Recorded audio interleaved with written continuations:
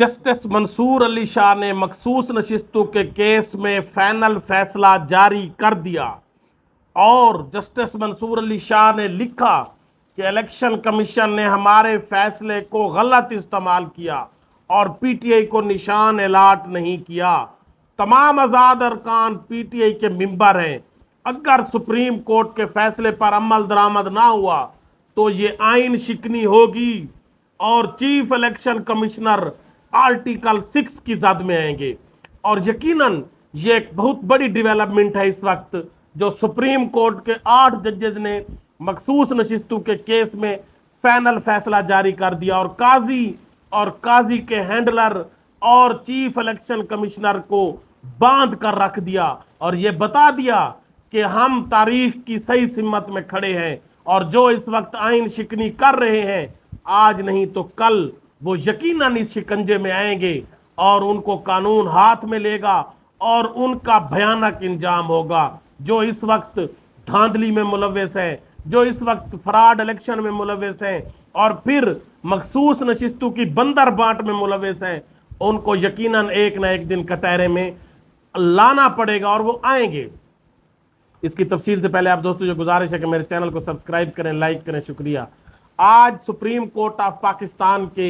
8/5 से जो पहले मखसूस नशिस्तों का फैसला आया था, आज उसका तफसीली फैसला जारी कर दिया गया है और जस्टिस मंसूर अली शाह ने अपने 8 जजेस के साथ ये फैसला लिखकर इस चीफ इलेक्शन कमिश्नर और काजी फैज ईसा को एक बहुत बड़ा झटका दे दिया है। जस्टिस मंसूर अली शाह ने लिखा कि पाकिस्तान तहरीक इंसाफ एक सियासी जमात है और पाकिस्तान तहरीक इंसाफ ही मखसूस नशिस्तों की हकदार है। इलेक्शन कमीशन ने हमारे फैसले की गलत तशरीह की जो कि और पीटीआई को निशान अलाट नहीं किया जो कि गैर आईनी है और तमाम आज़ाद अरकान पीटीआई के मेंबर है। अगर सुप्रीम कोर्ट के फैसले पर अमल दरामद ना हुआ तो ये आइन शिकनी होगी और आइन शिकनी की सजा सब लोग जानते हैं। जस्टिस मंसूर अली शाह ने लिखा कि इलेक्शन कमीशन 8 फरवरी के इलेक्शन में अपनी जिम्मेदारियां पूरी करने में नाकाम रहा। आइन या कानून सियासी जमात को अब उम्मीदवार खड़े करने से नहीं रोकता। जिस तरह से भोंडे तरीके से तहरीक इंसाफ के एमएनएज और एमपीएस को पकड़ा गया और उनको अपनी दरखास्तें जमा करने से रोका गया और मजबूरी में फिर उन्होंने अपनी बीवियों की दरखास्तें जमा करवाई, अपने बेटों की जमा करवाई। ये इलेक्शन कमीशन को ये नहीं करना चाहिए था और इलेक्शन कमीशन के 1 मार्च के फैसले की कोई कानूनी हैसियत नहीं है। जो 1 मार्च का एक भोंडा फैसला दिया वो आइन के भी मुतसादिम है जिसमें मखसूस नशिस्तों की बंदर बांट करके तहरीक इंसाफ की सीटें नून लीग और पीपल्स पार्टी को दी गई।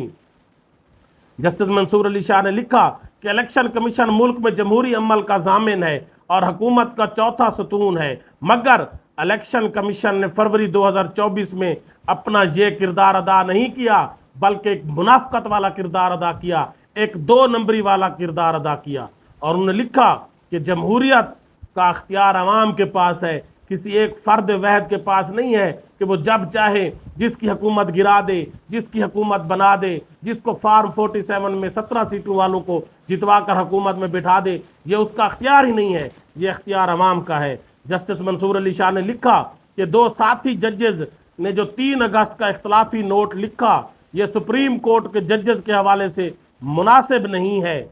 और जस्टिस अमीनुद्दीन और जस्टिस नईम अख्तर अफगान का ये अमल सुप्रीम कोर्ट के जजेस के मनसब के भी मुनाफी है। जजेस अपनी राय तो दे सकते हैं लेकिन अपनी हदूद से तजावुज नहीं कर सकते और ये 2 जजेस यकीनन काजी साहब के हम ख्याल जजेस हैं जिनको अभी रिसेंटली काजी साहब ने जो इन्होंने प्रैक्टिस एंड प्रोसीजर एक्ट जो है वो मंजूर किया, ऑर्डिनेंस मंजूर किया सदर पाकिस्तान ने और इस हुकूमत ने रात के अंधेरे में उसकी रूह से चीफ जस्टिस को ये अख्तियार दे दिया कि जो प्रैक्टिस एंड प्रोसीजर की कमेटी है, जो जजेस के पैनल बनाने की कमेटी है, जजेस के फाइनल डिसीजन की कमेटी है कि कौन सा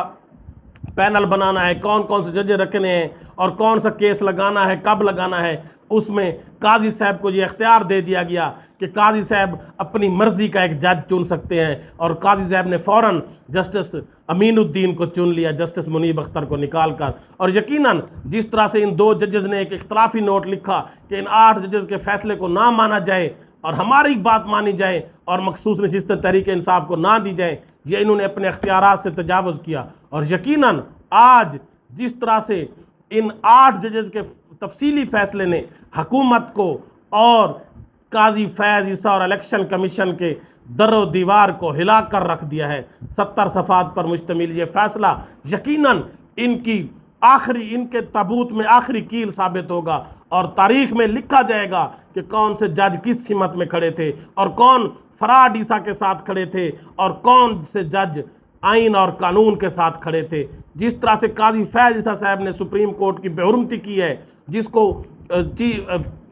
कमिश्नर रावलपिंडी ने भी एक्सपोज किया था, उसने बताया था कि जिस तरह से भोंडे तरीके से रावलपिंडी की सीटें 70-70 हज़ार से हारने वालों को फार्म 47 से जितवाई गई, वो चीफ इलेक्शन कमिश्नर और काजी फैज़ ईसा उस रिगिंग में मुलव्वस है। और काजी फैज़ ईसा साहब को जो धांधली पर तहरीक इंसाफ ने एक पिटीशन दायर की हुई है, काजी साहब उसको दबा कर बैठा है। और यकीनन आज का ये फैसला तारीख में लिखा जाएगा और यकीनन इसके दूर रस नतायज होंगे। और जिस तरह से भोंडे तरीके से अपने प्रैक्टिस एंड प्रोसीजर एक्ट जारी करके काजी साहब को सब कुछ देते जा रहे हैं, काजी साहब अब मज़ीद नहीं चलेगा। आपको रुसवाई होगी, ज़िल्लत होगी और आपका नाम हमेशा पाकिस्तान की तारीख में एक स्याह दौर के तौर पर याद किया जाएगा। जिस तरह से आपने आइन और कानून के साथ मजाक किया है, आइन और कानून का कत्लेआम किया है, शायद पाकिस्तान के 77 साल तारीख में नहीं किया गया होगा। और जस्टिस मंसूर अली शाह अब आपको ऐसे आपके भोंडे फैसले